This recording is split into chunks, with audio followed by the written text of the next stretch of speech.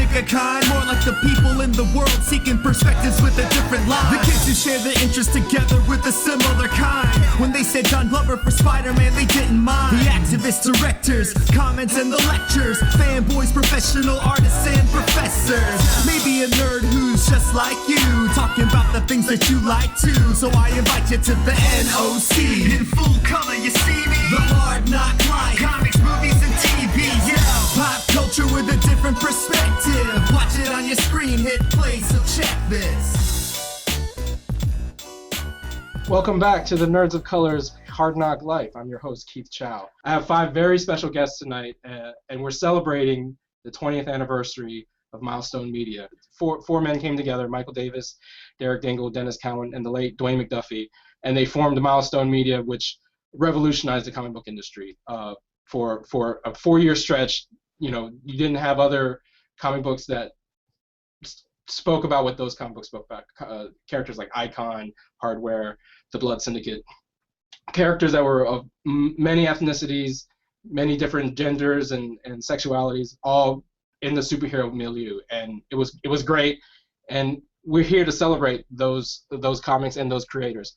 So I was fortunate enough to have 2 of the founding members join us tonight, and some other alumni from Milestone Media. So without further ado, you probably don't want to hear me talk anymore. Let's get to the panel and introduce everyone, so we can start talking about Milestone Comics tonight. The first person I want to introduce is as I said, one of the co-founders of Milestone. He is a graphic novelist, a writer, an editor, an artist, all-around Renaissance man. He is founder of the Black Panel at Comic-Con. He's also a columnist at Bleeding Cool, based out of Southern California. Please welcome Michael Davis. Good. How you doing, Michael? Good. Thank you for being on the show. Thank you for having me. Take a swig while we get started. Okay. Then my next guest on the panel is another co-founder of Milestone. He is an artist, a producer. You probably know his work from DC Comics on classic books like The Question, Detective Comics. He's also an artist on the first 7 or 8 issues of Hardware for Milestone Comics. It's Dennis Cowan. Welcome to the show, Dennis. Hello. Hi, Dennis. It's good to be here. Thank you for joining us. Thank you for that wonderful introduction. It didn't go on as long as Michael's, but it was still. Well, everyone here are Renaissance people. Let's just say that. Yeah, that's true. Put that out of the way. My next guest is a writer based out of Tennessee. She is another alumnus from the Milestone Media empire. She was a writer on Icon. It's Erica Well. Welcome, Erica. I'm trying to. Here we go. There you are. Keith, how are you? That's Erica. Yes, it is. Hello. It's been a Whoa. while. Wait. Whoa. Yo, how are you doing? How are you? Wait a minute. Erica that used to write for Milestone? Erica. Yes. Welcome. The production manager lady. Let's actually set that straight. I was their production manager for a while, so I was the person who. You are in an entirely different context. Look at you. Oh my God. Remember all the cocaine on So her? you were staring at us going, when are they going to recognize that it's really me? And she didn't even say anything like, oh, She didn't even say anything. She is completely fronted. Like, I'm just going to be quiet and pretend I'm like somebody else. Erica. The last time I But heard, my hair is much longer now. Yes. Much lighter now. the last thing I heard from you was that you were in rehab. How you doing? I'm doing much better now. How's my kid? Wow, it's gonna be one of those shows. All right. So we have a full panel, but we have 2 more guests to introduce. Our next guest, and thank you for being on the show, Erica. Thanks, Keith. It's good to be here. Our next guest is another alumni from the Milestone Empire. He is an artist whose work with DC Comics is some of my favorite. Not that no one else's. Everyone's work is my favorite, but Shawn Martinbrough's work on Detective Comics and the Post No Man's Land was one of the more influential books in my comic reading. And he's also he's working on a book with Robert Kirkman currently, the Thief of Thieves. Please welcome Shawn Martinbrough, who's actually a local guy. He's right down the street from me. So welcome to the show, Shawn. Okay, hey guys, how you doing? Hey Keith, thanks for having me. Everybody, how you doing? Yeah. Thanks for being on the show, Shawn. It's a pleasure to have you. And let's get everybody introduced, and then I'll just turn it over to you guys. You just talk. Right. Our returning champion has actually been on the show before. You may have watched him a couple weeks ago when we had Larry Hama and himself. He is another former editor at Milestone. He worked at DC Comics. He's currently writing several books for first, second books. He's hanging out with Omar at the Boardwalk Empire. Ladies and gentlemen, our returning champion, Joe Illidge. All right. Well, thank you. I don't mind being the last person on this illustrious panel, and I appreciate the introduction. You know, and it was that episode about a month or two ago where the idea of doing a Milestone episode first came to fruition. And we had Joe on. It was Joe and Larry, and we were just talking about diversity in general. And one of the points that I brought up, I don't know if it was on the show or post-show, but I brought up the fact that it was 2013, which was 20 years since Milestone debuted. And even though it was a big part of DC Comics for a long time, I didn't see a lot of, mention of Milestone from any DC Comics press this year. I know that you guys had a pretty massive reunion at San Diego Comic-Con this past year. It was probably something like this, except you guys were all in the same room, so it's probably better that we're all in separate cities and separate with cameras and everything. But so I just wanted to throw this out to you, and specifically start off talking to Michael and Dennis, and thinking back 20 years. First off, what prompted you? And this is probably a question you've answered several times in the last 20 years. But what prompted you to come together, and you four specifically, and I think Christopher Priest was there at the very beginning too, but come together to to form Milestone? Dennis, let's start with you. What was the impetus to bring you four together? Well, it was a desire to create a structure where we can control our own creative properties. Mm-hmm. And by our own creative properties, we meant creative properties and characters of color.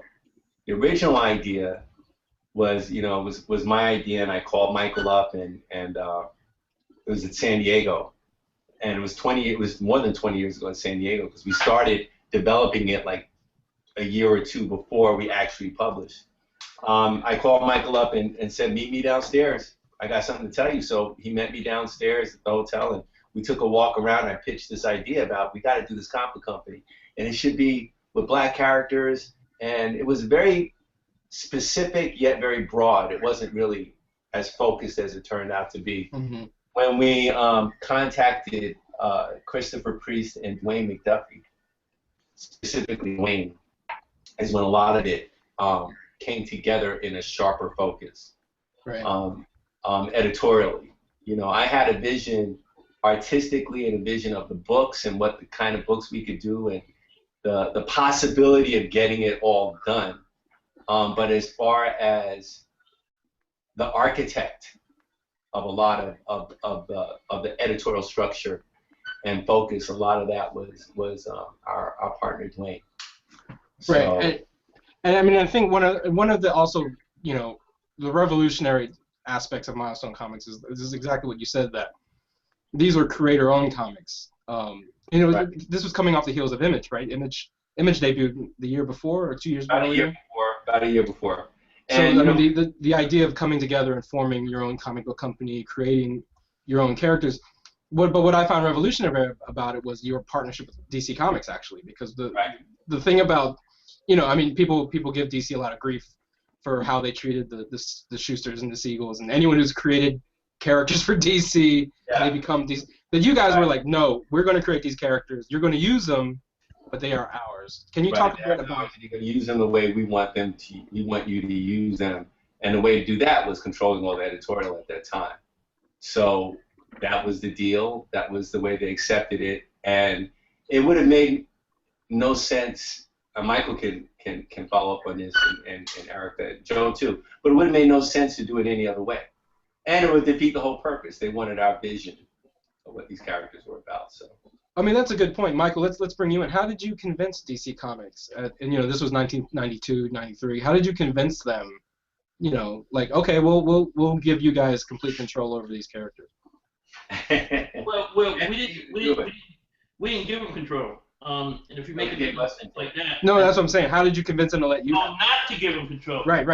I'm sorry, man. Clearly you forgot.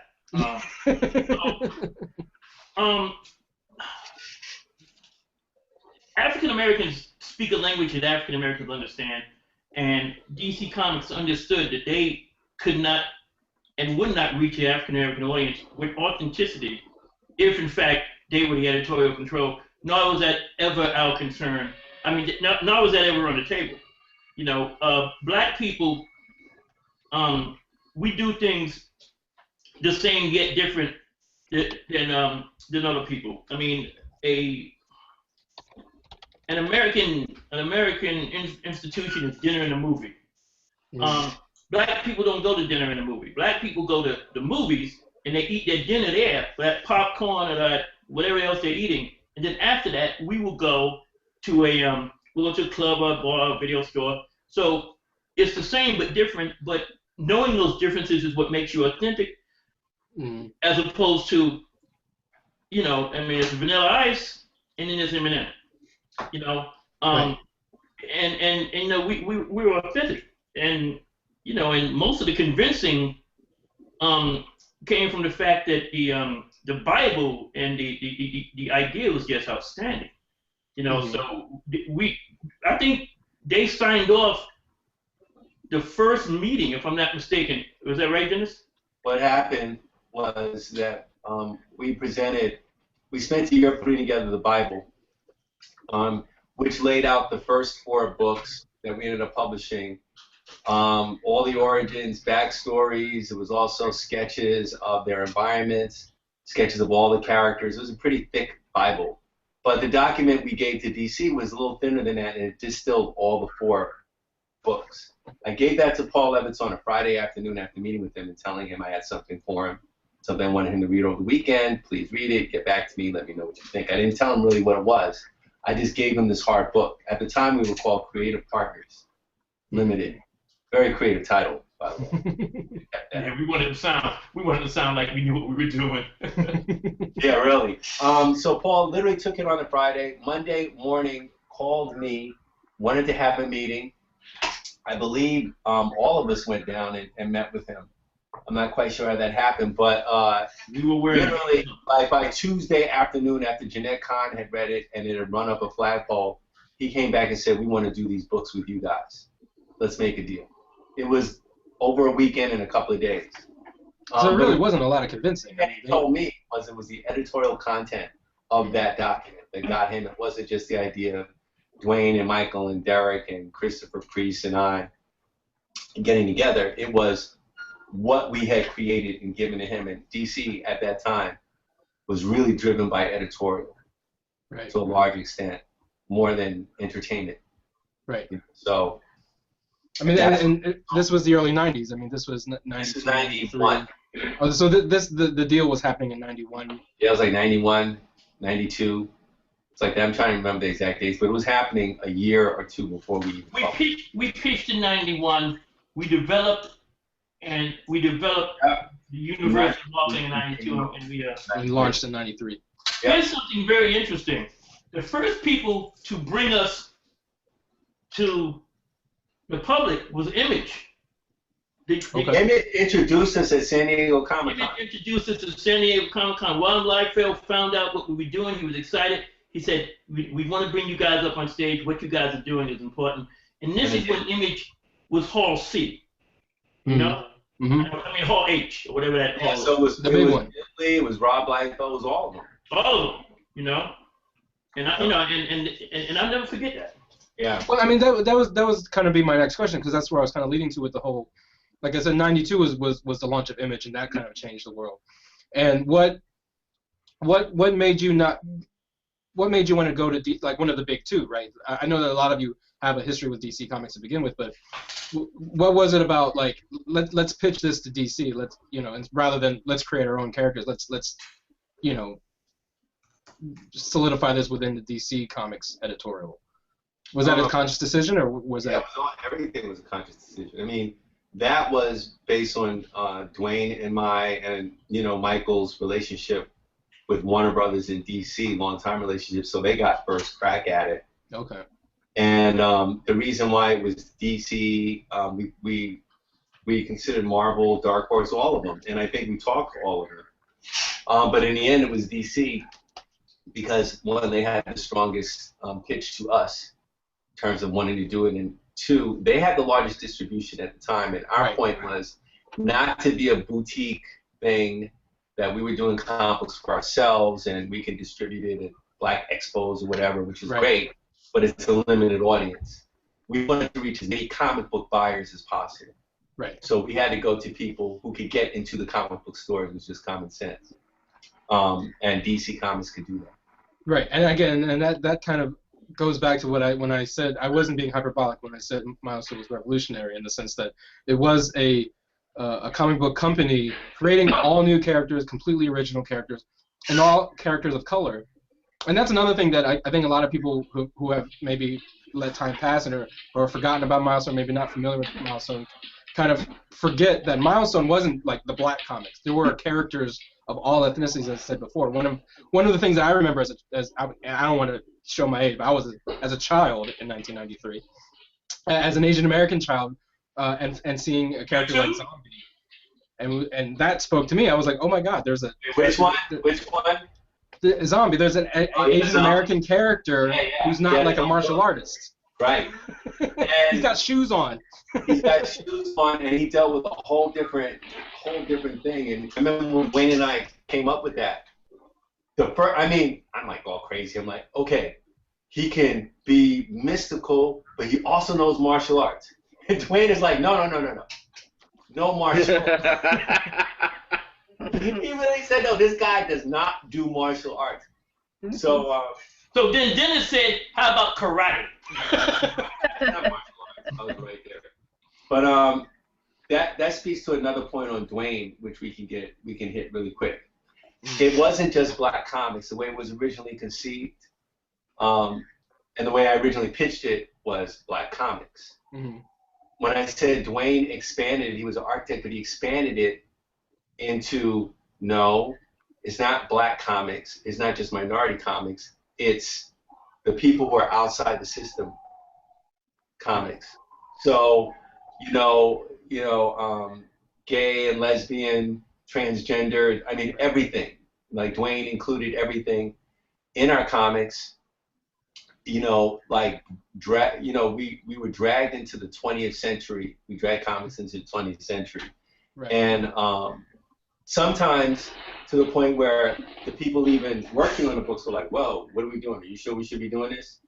And it was constantly an editorial push to really do this stuff. So people were with the concept of Milestone, but not everything makes everybody comfortable to do, and that's what made it special. Did it anyway. I wanted to bring in Joe, Eric, and Shawn too, because the other thing about Milestone, with luminaries like you guys at the helm, but it also launched the careers of a lot of comic book creators. And some are here on the panel, but even guys, I'm friends with Bernard Chang and Sean Chen, and their Boulevard partners, Tommy Lee Edwards and John Paul Leon they came from Milestone, right? Well, before that, John Paul Leon, Shawn Martinbrough, and Bernard Chang, and a bunch of other people came up through Bad Boy Studios, which is my studio, before P. Diddy can kiss my ass, and Studio X, which was Genesis Studio. So we were nurturing talent for a while. It was absolutely no mistake that Sean and John and Bernard and a bunch of other people, got their shot. I mean, John Paul Leon was turned down in D.C. They didn't want anything to do with John Paul Leon, right? And he came up through the studio and he was just badass. And we recognized him. Dennis could not believe that John Paul had absolutely no knowledge of Alec Toth. Yeah, he had no knowledge of he had a style that he was working with, but did not know that other people had done that kind of style and who they were. When I pointed it out to him, his mind was blown literally that day. It was really crazy. You can look in interviews, he'll talk about it. and he talked about it, and like he was like, oh my God, Alex Toth, oh my God, Jim Hall, everything was over. Then his stuff really exploded, not because of me, but because of what he recognized in the work. Right. And one last thing, and this is extremely important, and then I'll shut up until I get drunk. The guys that came out of Studio X and Bad Boy Studios, Bernard Chang, John Paul Leon, Adam Salina, just a bunch of guys. They don't look like anybody. They don't look like Shawn Martinbrough doesn't look like John Paul. John Paul doesn't look like Bernard. Bernard doesn't look like anybody. Those guys. But if Bernard Chang doesn't look like anybody. If you come out of other sort of studios, you end up looking like Neil Adams. You end up looking like I won't say any other names because Neil's the only person I don't really care if I piss off. So these guys, they were trained as professionals. They were not just trained as artists, Right. So that's it. I'm getting drunk. Well, I mean, let's bring Shawn in here because I talked earlier about how much your work on Detective Comics, shaped my appreciation of comics. But you worked on Static and that was the other like indelible image from the early '90s that I remember Static with the X cap and everything. But can you talk about how you came to be a part of Milestone and how your work in Milestone kind of launched your career as an artist in the industry? Well, as Davis said, I was part of this. Yeah, I always call him Davis. Hey, Davis. For 25 years, he's called me Davis. I always call him Davis. But I first met Davis because Davis used to teach a cartooning class at the Children's Art Carnival in Harlem, and it was a free class on Saturdays, and so that's where I met Davis, and Davis really gave me. I always count Davis as one of my two mentors, and because he really stressed the business side of comics, and as he would say, the business, and that really gave me a leg up. And so when I got my first work, I actually got my first work from Marvel. My first work from Marvel was doing painted work, and so like I started working for their Epic division, painting illustrations for Hellraiser, and then I did a short story, and that was like the same time that Alex Ross, sort of got put on, and he started doing the Marvel books, and I did a painted graphic novel in. That followed in like the Marvel's mold. And then I don't remember though exactly how I did make the jump to working at Milestone as an inker with John Paul. I don't remember that. I'm sure Joe probably remembers, but I think that there was something with Steve Mitchell, like they were changing the inker, and then they were looking for someone with a comparable style to John Paul's, and that's just, we just started working together, and we just clicked. Was that it, Dennis? Yeah. Okay. Yeah, and then we just then artistic match. Yeah, I mean, and John and I just had like the same kind of sensibilities, and so we ended up working together for like probably like what, maybe 10 years? No, maybe not 10 years, maybe like 8 or so years. That's great. We first started working together on Static, and we did like, I think I took on like what, maybe issue 4 or 5, and then we just went until then they moved us over to the Shadow Cabinet. And then ultimately we moved over to DC Comics and started working together there. And then I began just penciling my own work. I got back into drawing my own stuff versus just inking. But I mean, I just enjoyed working with John because he's such a talented artist, and we just have so much of the same sensibilities. Like I remember classic times at Marvel, like the way artwork works when you have professionals. After the book is done and is printed, the artist and the penciler and the inker have to divvy up the pages. And usually, the inker gets like 1/3 of the pages and the penciler gets 2/3. And we literally would sit at Milestone and we would argue about which pages we would get. So it was almost like we were trading, like, we were doing like trading cards, like baseball cards, where I'd say, okay, I'll give you this splash page for this page over here. And it was just fun times. And that's pretty much how we ended up working together, just so long.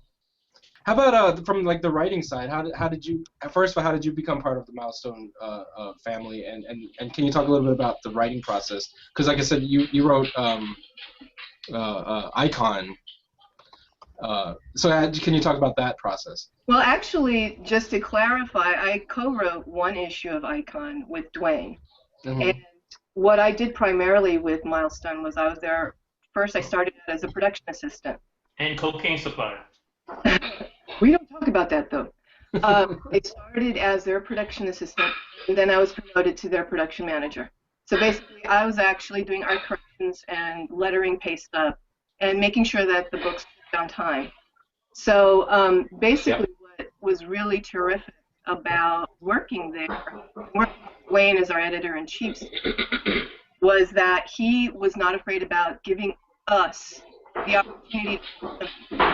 Matt, who was also one of our editors at the time, was kind of helping Dwayne out, because Dwayne, I remember at that point, was doing a lot of business side stuff. So he was like, okay, really don't need this kind of stress right now. Mm-hmm. And so me being in the production room, I went up to Dwayne at the end of that Friday, and we were leaving. And I don't remember, Joe, maybe you were there, but I think I was there. Yeah, there were three of us, like, waiting at the bus stop, and Matt was telling me the story about how the story was not what was needed, and the script was due that coming week. And I said, oh, would you give me a chance to pitch you something Monday? If I bring you something, would you at least read it? Maybe I can help out somehow. And literally, Matt's like, okay, we got none to lose at this point. So I got that weekend, I got to write the story.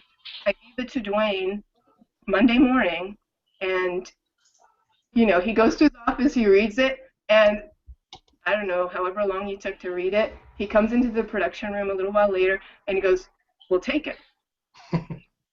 So, you know, boom, that was just so huge. He was talking about a kilo. I was really happy to have that chance to write the story. So, I mean, Dwayne definitely changed things so that it would work. But it was really nice to see how the bones of the story, you know, he made it work. Right. And just to be part of it was just so great, you know, because it was something I've always wanted to do. So was that your first credit as a writer? Yeah, it was. It was. That's pretty cool. Yeah, it was totally cool. Well, and Joe, I mean, as one of the editors there, I mean, can you talk about how did you come aboard, and you know, what do you remember about the experience aside from all the cocaine?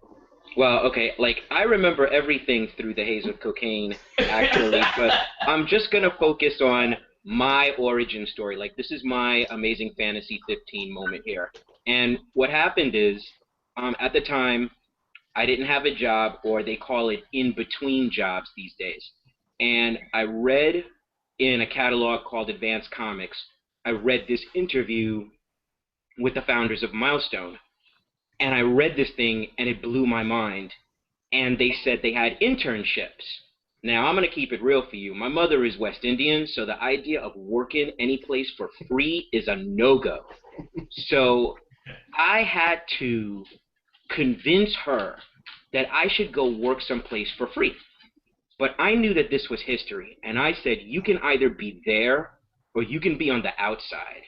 So I went in, I convinced her, she had some faith in me. She said, okay.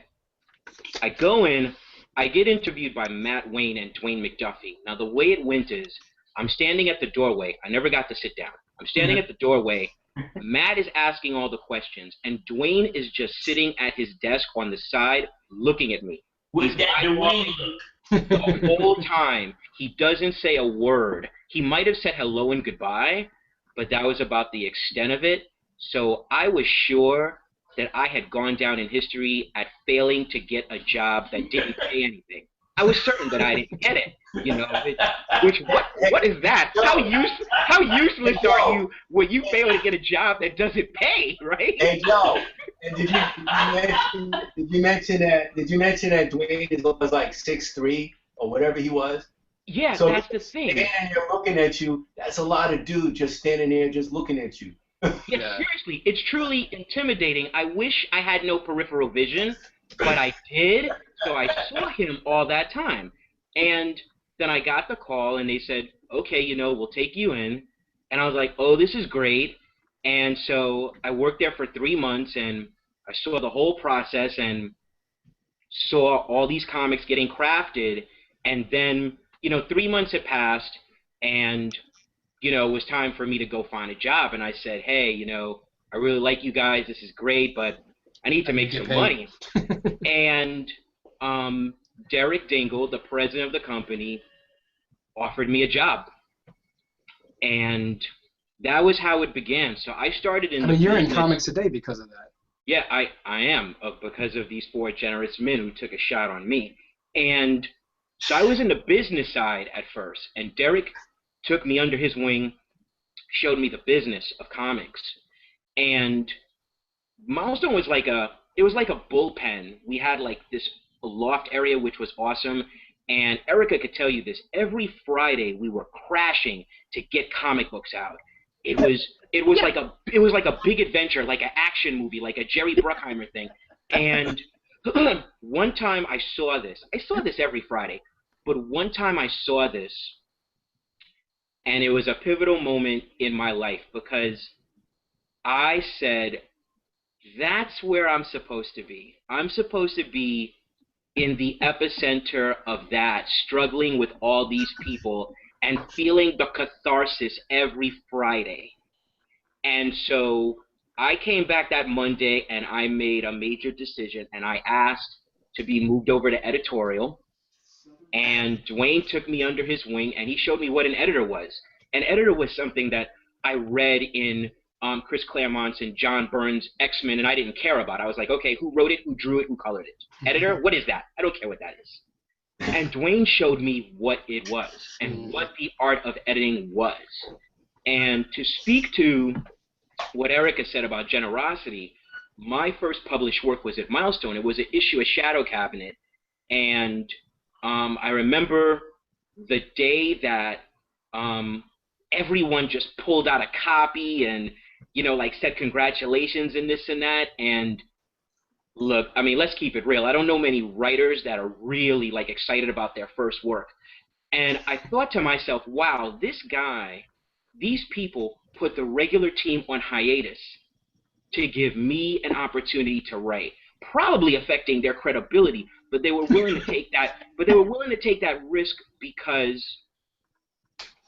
you need to give. You need to give opportunities, and that is the core that supersedes business. And Milestone was really a home of opportunity, and to the point where when I went to DC Comics and I was editing Batman, I would say some things, and I'll keep it real for you. Like, white editors would look at me, and they would look at me, and the look would mean, how does this black guy know that? And my look back to them was, because I was taught by Dwayne McDuffie, bitch. That's how I know that. Because I was taught by one of the best editors in the business. That's how I know that. And now you know who you are dealing with. Right. You are not dealing with a rank amateur. You are dealing with a Milestone editor. Yeah. And now we're going to get down to business. I think we can cut the entire broadcast off from that. Joe Illidge? Drop the mic. Joe just took off his headset and dropped it. And then man, I'm keeping it real for you. Like, there's always things to prove. Black people always have things to prove in white America, and that was a moment where things had to be proven. So, I'm in the Batman editorial group, and Shawn had done this book called Batman the Hill. And when it was time to kind of like, relaunch Batman, I said, this is the guy that's going to do the crime noir book. It's got to be him. And that's how we affected your childhood, Keith. So I just wanted to give you that kind of background. But, just to keep it contained, that's how I got into Milestone. That's the opportunity that Milestone gave me, and it's extended even to the present with various endeavors that Shawn and I have, and the graphic novel that we're writing now about the Harlem Renaissance. This would not have happened without Milestone. Right. And I have to say that I got to give props because you're sort of being there at the beginning of Milestone. Joe and I still have copies of the Milestone Bible. Seriously. And that was a really impressive piece of work, just in terms of like the writing and the characters, the Dennis's. That's some of Dennis's. That's some of the most beautiful stuff that I remember. Listen, Dennis is just a great artist, but that stuff was just like the line work was ridiculous. And I don't think that I can't recall ever really seeing a Bible that thorough, that well written, that real, that detailed, and that pretty much affects how Joe and I, create Bibles for our company. That's pretty much the standard, in terms of how well that was put together. So, I think that's something that a lot of people don't realize. It's just Milestone was just a really well thought out concept. Well, I mean, that's the thing. Because the thing about the characters from the Milestone characters, that even though the comics ended, they ended what, 98, 96? They haven't ended. They're just not on a monthly. They're not on a monthly rotation anymore. Right, but like as far as like the monthlies, they stopped around 96. The initial run you're talking about, yeah. Yeah.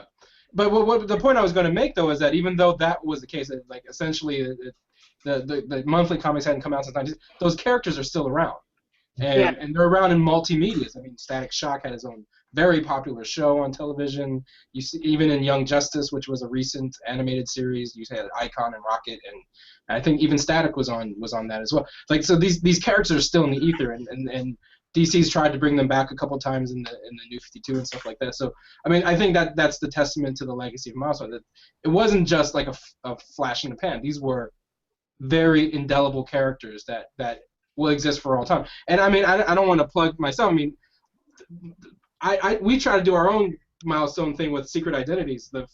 Myself, Jeff Yang, Jerry Mott, Perry Shen, we did an Asian American thing. Dude, I love that book. I didn't know yet. I love that. That's me. It was a great book. Yeah, I mean, and Dwayne blurbed it for us, and I wrote a thing about remembering Dwayne this morning about how he was such an influence on me and the creation of Secret Identities, because we kind of took the inspiration from Milestone in that. Wait, you stole from Milestone? Yeah. Yes. You're in trouble now, Keith. Sorry. Well, Yep. everyone Fired. knows Milestone was stolen from somewhere else. Everybody know that. Well, yeah, well, I read that column too.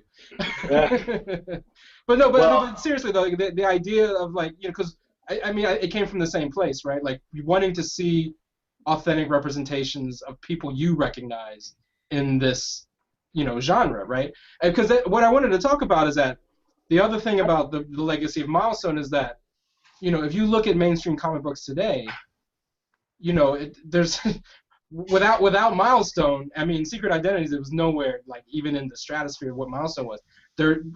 We're still at that point, right? Like there still needs to be 4 more dudes like you guys that come together and say, hey, let's try to put something out there, because if left to their own devices, the big 2, the big 4 aren't putting out the stuff that we need to see. They're not in the business of starting companies and paying attention. We're just putting out characters, right? It's not even the company. To minority characters and whatever. They're in the business of making money. So if they can find a way to make money doing that, or someone will introduce that to them, they will. Not knocking against them. It's just right. I mean, it is a business. It's never going to happen. And if it does happen, it's not in an organic way, and it's in this kind of false we're going to do a black book way. Right. So, that is what it is. The thing with Milestone that separates us and why these characters still last, and, everyone on the panel can talk about this, is what we focused on was content. It was not gimmicks. It certainly wasn't slick paper, and it wasn't, die cast this. We did a little bit foil covers. Foil covers. It wasn't about that, and we took a lot of heat at the time because people were moving a lot of books with those gimmicks. And remember, this is a time when books were selling in the millions. It was the early 90s. So. Right, the more gimmicks you had, the more books you sold. And we were always resistant to that because we were thinking long term. If the characters and the content isn't good, then all the gimmicks in the world aren't going to help you in the long run. Which is why Milestone characters ended up on TV. And a lot of other companies that started around the same time, you can list many of them, did not. Because our focus was on those strong characters, and all started with that Bible. That was done intentionally. Nothing was an accident that way. We did take heat for like focusing on the content and not the flash. And not the hard artist, and not the, whoever was hot then. That wasn't the point with us. What's interesting though, like the interesting thing that I think Dennis and Dwayne and Davis and Derek and the problem is that I think that media tends to pigeonhole companies. They tend to simplify things. And I think the Milestone guys really had an uphill battle to sort of break out of the black comics, pigeonhole. And the thing is, and like I'm saying, if you read that Bible, and if you actually read those stories, think about the concept was that they were trying to like crack down on gang violence in the city of Dakota. So they lured all of the gangsters to one location and basically bombed them. Which is basically a true story. I mean, think about that. That is a brilliant concept. That's a great concept that would play today. You put that on the networks, that would play, and the characters just happen to be people of color. Right. You know what I mean? So I think they were stuck with having to deal with reporters that always wanted to go for the easy angle. Hey, these are 4 black guys doing black characters, and you get that, and I'm sure they got that from not only white media, but I'm sure they got that from black media too. And that I think is the biggest issue that unfortunately people of color tend to do themselves, where they want to highlight that we're doing things, but they tend to follow the same type of media coverage angle that everybody else does. And I think that if you really look at those books, you could have stripped the ethnicity from all of those characters, and they would still be just as interesting by the way they were written. They each had great character arcs and character conflicts. And I think that was the biggest. I think that was sort of like the shame of it, that I think they never really got their due. With regard to how well thought out the stories were and the characters were. Right. And I think that's why it was also important that, like you said, that it's the story first, but when you put the face of an African American or Asian American or a Latino person doing these stories, that makes it even more powerful. Yeah. And I think it's great to represent, but I think it's I really wish sometimes that when journalists interview people of color that produce material, they don't always go for the angle of what's it like being a black guy doing this, or what's it like doing being a black guy doing a black character, or an Asian guy doing an Asian character. Right. You know what I mean? Because doing an Asian character. Right. Well, that exactly. You know what I mean? Because and instead of saying, well, look, listen, let's talk about the character. Let's talk about the character's story arc and where are we going in the story. For me, is far more interesting as a reader. You know what I mean? I think that's unfortunately the problem that Milestone faced, and creators still face today. Like whenever I get interviewed about a project, inevitably they always say, "Hey man, is there racism in comics? How is it as a black artist in comics?" And I always say, listen, of course there's racism in the world. I mean, comics are not exempt from this. But I can honestly say, as a black artist, I have never encountered racism directly. Now, God knows what happens when I walk out of the office, what they say. And I'm sure when they finally meet me, they might be like, "Damn, he's black? Ah."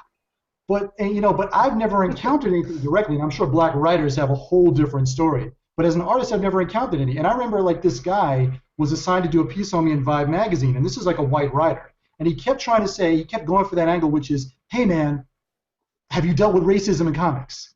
And I was like, "No, I really haven't dealt with any racist editors or anybody." And he was like, "No, come on, really, man. Come on, give me some dirt." And I'm like, "Dude, I don't know. I don't know what to tell you. I've never dealt with that in comics." And he was like, "Listen, will you stop fucking around and give me some stuff that I can write?" And he literally said, and I was like, what, are you serious? So I had to literally call up the editor, and I was like, you got to check your boy, and they fired him off the story. But it's like that kind of coverage that undermines when people of color try to do projects that, they're just not about, hey, I'm doing a project, I'm not making a black Superman. I'm making a well-rounded character. And if you look at any of those Milestone characters, Hardware had a totally original story arc. Icon and Rocket had a totally, that wasn't a black Superman.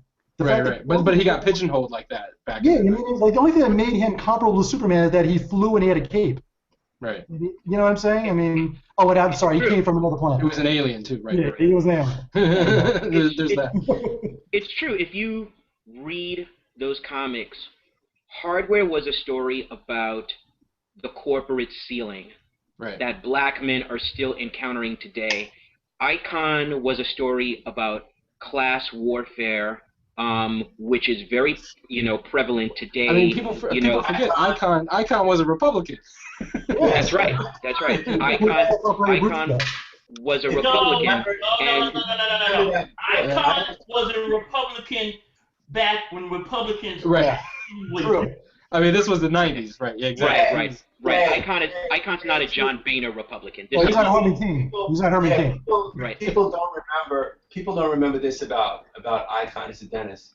That you know, Icon. The book was called Icon, but it was told from Rocket's point of view. Right. So it was really, the book should have been Rocket and Icon. Right. And the reason why we did it like that, call it Icon and Rocket, and put all those trappings around it, was that Dwayne wanted to write a girl's book. And Nice. and so the way we could do it, and with a black female lead character, the way we could do it was the way we did it with Icon. And you know, we always thought it was one of the best things we ever did, because you know, we totally fooled the public, totally got to do the kind of stories we wanted to do under the trappings of this other thing. Right. You know, people be like, this Icon book is the best book, and he's black and he's like got powers like this and like that, and we're like, yeah, but the book is really about her. Right. And how she saw the world, you know. And she again, I mean, talked about how she saw him, but you never knew what his thoughts were unless he told you. But that's the other thing is that, like, with comics today, I mean, and a lot of, you know, there's still a lot of misogyny, you know. And Erica, as a woman in the business, I mean, I'm sure that the 20 years since, I mean, as I said before, like, we need things like Milestone, because if left to their own devices, the industry can't check itself, right? We need folks like us to check. Well, that's it, right? because they would wreck themselves. Plus, I think part of the biggest problem is we keep expecting, you know, the big two to suddenly, miraculously be more amenable to people of color when they're used to a certain point of view. But, you know, you can't have compassion for something you don't know. Right. And that's really the problem. They are so used to their bubble and their way of operating things that when someone who doesn't think like them enters their realm, it's confusing to them. Mm-hmm. And, you know, I haven't encountered racism as a Hispanic woman. I've encountered some misogyny. I'm sorry, you know, I'm drunk. You need to apologize, Michael. Does it have anything to do with all cocaine? the partners are probably the only one that I really dealt the least with. I only really dealt with Derek and Dwayne, because they were the guys on site, you know. But it's like, you know, I'll give you an example. You know, we had, as the Milestone core group, and I was there as production manager, me and Dwayne, Dennis, Derek went up, or I can't remember if he came down to our offices, one of our liaisons from DC, and I actually don't remember his name.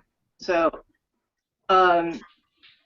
he was talking about our schedule and all that stuff, and I'd like to speak to that Friday madness a little later. But he seriously, this guy, this white gentleman, decided to break the ice by telling a sexually suggestive joke to break the ice to the meeting. And I, being the only female there, I remember this. Wow, I'm 20-something years old. I certainly don't know how to defend myself. Mm-hmm. We're all kind of like, the rest of us are like, okay, this is a guy that's going to allow us to get our check signed, so, you know, it's a really terrible moment. But, you know, in hindsight, all I can say was, this must be a guy who's used to operating in a certain way, and he must not have many girl friends, because once you actually have girls as friends or guys as friends or people of color, you know, once you're friends with somebody, you can't be a jerk to them really so easily. I think they're just missing that, you know? I think they're just missing that. It's interesting you say that, because now I just realized another thing that made Milestone distinctive from other comic book companies, which is other comic book companies had a staff body that was mostly made of men who were actually boys, who were probably beaten up as kids, and then they became people in comic books, but they were sexually repressed, they were socially inept, and they really weren't adults. So when I think about Don't Milestone, name any names, Joe? You're and certainly not talking about the bar. no, that's for a later episode called "What's Wrong with the Comic Book Industry." But for the Milestone episode, And if I'm in that book, my next book will be Who Buried Joe Illidge?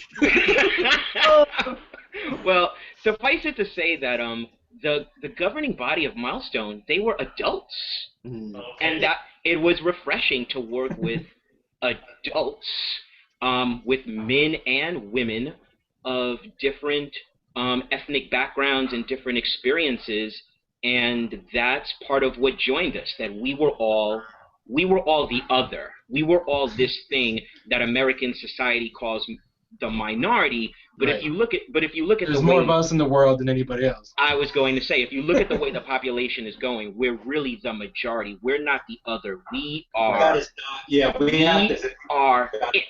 we're minorities. We're not minorities. We're the majority.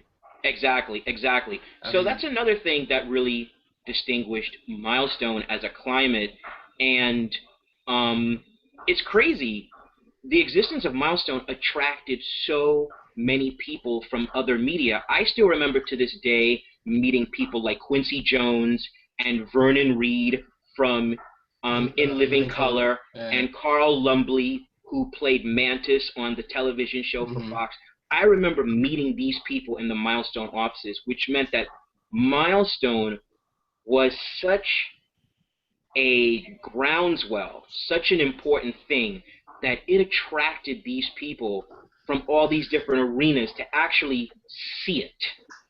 You know, I mean, to Milestone, not just I mean, see the you guys comics, were but to covered see in, like, it. The mainstream media, black media. I mean, you guys were everywhere back in '93. I mean, I remember. I mean, like I said, I was a kid. I was 15. I wasn't that little. But I mean, I remember seeing like you guys like on the covers of magazines. You know what I mean? Like it was crazy. Yeah, those were the days. Well, you know, we could probably talk forever, but we're getting close to the hour mark. So before we go, I just wanted to throw one more thing out there, and you know, I mean, one of the topics on the blog this week that's been getting a lot of traffic is this notion of, you know, how one way that comic book companies and the media conglomerates that run them are trying to diversify their characters is by casting outside the traditional race of the character. So, for example, there was all that brouhaha about Michael B. Jordan potentially playing Johnny Storm in a Fantastic Four film, and there's been a lot of conversation on the blog about that. I mean, as creators of original characters of color, what do you? I mean, I think I may know the answer to this question, but what do you think is the right answer? Is it to take what were traditionally white characters who were created decades ago by white people for white people and make them people of color, or is it the Milestone route where you create characters from whole cloth? Dennis. First, yeah. Let me. Here's my thing on that. I love a lot of comic book characters. I love the Black Panther original. I love, you know, Brother Voodoo. I love all that stuff. Mm-hmm. What I don't like and what I've never liked and what I've always hated was the black version of almost anything. Right. Because, you know, automatically you're setting yourself apart from something. You're saying that this thing is something that I need to aspire to, so now I'm the black version of Superman, or I'm the black version of Batman, or I'm this, or this is that. Always hated that. I'm like, you know, we're the most original people on Earth. Mm-hmm. You know, we pretty much invented civilization as a people, as, you know, African people.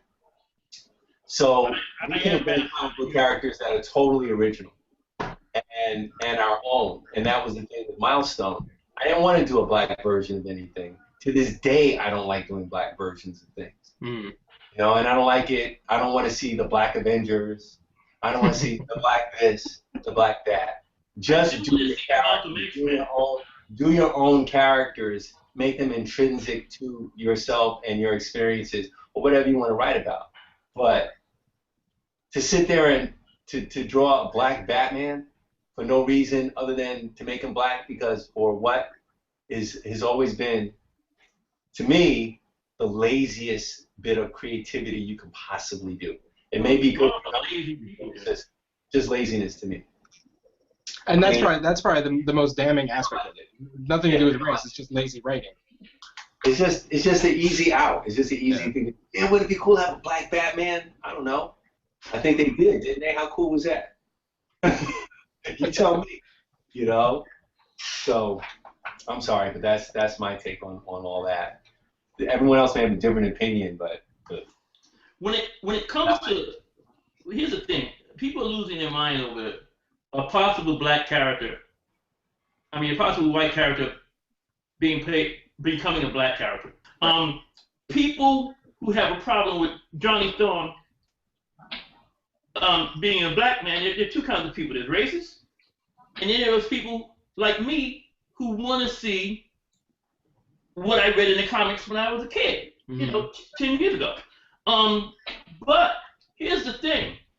Changing Johnny Storm to a black guy, changing Johnny Storm to a black guy really doesn't matter to the story, because his story he could be black or white. And people say, what's the next thing? Change Luke Cage or Black Panther? No, Luke Cage's story was of a black man in that environment. So changing Luke Cage to a white guy won't work. Changing Johnny Storm would work, because Johnny Storm has absolutely, his race has absolutely nothing to do with when he says flame on. Now, one of the things that people will probably be upset about, if I was writing it, is that changing Johnny Storm to a black man, not the Human Torch per se, but Johnny Storm to a black man, would be a whole nother level of black men with white women. Because everybody knows Johnny Storm chases more booty in the Marvel Universe than anyone else on the planet. So once he becomes Leroy Storm, right, then all of a sudden it's a whole different dynamic. But, you know, changing, I mean, I don't really know. I think the point is it doesn't matter. I mean, it kind of goes back to what Shawn was saying earlier. If it's the core of the character doesn't change, you know, I mean, it's about the content of the character, right? You know, it's funny. Like I'm kind of on the fence with this. Where, listen, in certain instances, I think it's the problem. The problem is that if you're going to update a character, if you're going to update a comic book in the year 2014, and it was Lily White back in the day, well, the reason why they're changing these characters now is because the demographics have changed. If these movies had come out 20 years ago, no one would be changing anybody. You know what I mean? But I think that, but like in a case like Thor, like, all right, I don't see what the big deal is changing Heimdall to make it Idris Elba. That I don't see a big deal. Now, changing Johnny Storm, I mean, that is changing the characters because they were brother and sister, and all right, I guess the problem is that you're trying to find a way to stick in some representation in the Fantastic Four universe where there's not that much, other than what, Wingfoot? I mean, you know what I mean? Like, and so I kind of get what they're trying to do. I mean, but you know, but people always say, oh, well, what if you do the reverse? Like, you know, what if you made Luke Cage white? Well, you wouldn't make Luke Cage white because there are plenty of white characters to play with already. No, you wouldn't make Luke Cage white because his backstory has to do with the fact he's an urban black man. Yeah, true. You can't make the Black Panther white because he's an African king. Exactly, and it would be silly because there are only 5 black characters out there, so to make them white is kind of silly. You know, there's 5 good black characters out there, and they're all in my. It's true, and I mean the thing about the fan base, and when you think about the vocal portion of the fan base on the internet, that is not the quantity of people that allows the Avengers to make $1 billion. That's a vocal minority with multiple identities on multiple social platforms. But the reality is, I mean, those people complain Chris Evans' hair is not blonde enough to be received. Yeah, I mean, give me a break, right? Business decisions are made based on money and demographics. So if they're gonna make Johnny Storm white, they're gonna make Johnny Storm white because black, because they understand the demographics that Shawn mentioned. They understand the consumership. They understand controversy, and they understand that controversy actually creates more money. Controversy creates money because people spend money so they can damn it and criticize it with authority. So making Johnny Storm black is actually brilliant, and it's going to make the Fantastic Four more money, and it's actually going to open some people's eyes, because if they do their job right, you will realize that him being black does not change what is intrinsic to the Fantastic Four. The Fantastic Four is about family. And family is not exclusively Caucasian, and it certainly isn't in the 21st century. Right. I think I actually honor what Milestone started is if we follow up and we do things like what you, Keith, have done and what Joe and Shawn are doing now, which is you saw the beauty of it, of telling stories about real people in real ways, and tell your stories. Because if we wait to be allowed by mainstream comics, it's not going to happen. Or if it does, it has to start from the inside, which means we're going to have to restaff all these places. So we're just going to have to start our own companies again. Absolutely right. You know, and Absolutely so, right. And thank God for ebooks, because that is a way cheap way to put our stuff out there for people to read. And we just got to be real with it. And we have to hold ourselves to. We also have to hold ourselves to like a standard. The same way Dennis was saying, you can't just make a black Batman. Right. You have to come up with a good character arc in a story. You know what I mean? It's just not enough to make, African Man comics or black comics. You know what I mean? You have to make sure your writing is up to snuff and your art is up to snuff, and your actual product can sit next to an X-Men comic in the comic shops and have a chance of being bought. Absolutely right. And the creation of, when Shawn and I and a third partner created Verge Entertainment, that came from what Milestone did. Milestone proved that it was possible, and we said we're going to do the same thing. And the Harlem Renaissance graphic novel that we're writing and the opportunity to do that all extends back to the legacy that was set. And so when he's talking about standards and responsibility, that's another thing. Writing involves a lot of responsibility, and so we take it seriously, and we have to take it seriously because our stuff must be at least as good as the competition's, if not better. If not better. We could say this too. Once and all to share this common experience.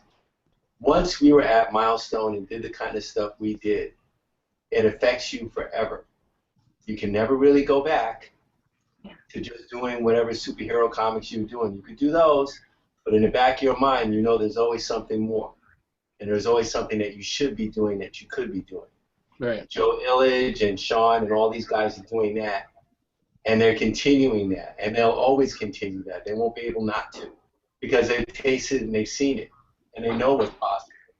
And to go back and just draw Batman or whatever might be artistically okay, but it'll never satisfy their souls. That's where we're at now. And I feel the same way, and Michael does, and all of us do. Sorry, guys. To be done. No, sorry. There's just still more stuff to be done. Yeah. It's not over.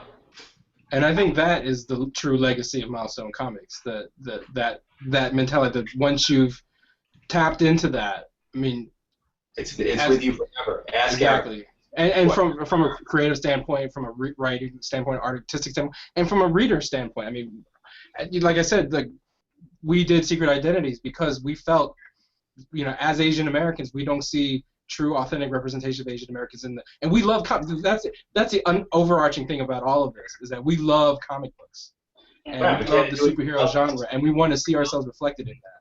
I have one plug. On December 13th, at the Getty Entertainment Museum in Baltimore, we're launching Milestones of African American Art and Pop Culture and Beyond. It's a huge pop culture show, which gives a nod to Milestone, what came before Milestone, and what has gone on since Milestone. The opening gala is December 13th, and the show will run from December to April. And it's a labor of love. I'm the curator, so there'll be a lot of tequila there. It's a labor of love. Shawn's represented. I think Shawn's actually got the most pieces in the show. No, that would be me.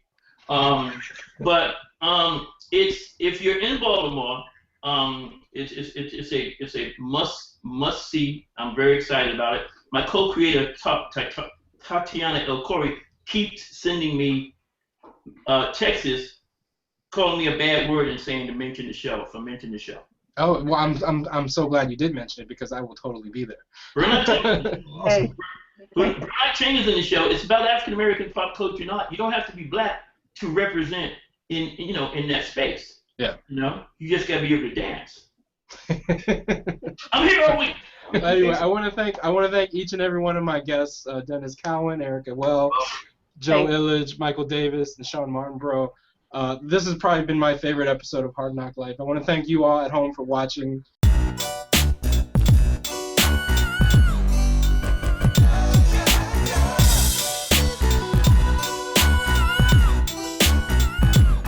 Well, it's the NOC in full color, you see me? The Hard Knock Life, comics, movies, and TV, yo. Pop culture with a different perspective. Watch it on your screen, hit play, so check this. This is the Hard Knock Life, but not the chica kind. More like the people in the world seeking perspectives with a different line. The kids who share their interests together with a similar kind. When they said Don Glover for Spider-Man, they didn't mind. The activists, directors, comments, and the lectures. Fanboys, professional artists, and professors. Maybe a nerd who's just like you, talking about the things that you like too. So I invite you to the NOC in full color, you see me? The Hard Knock Life.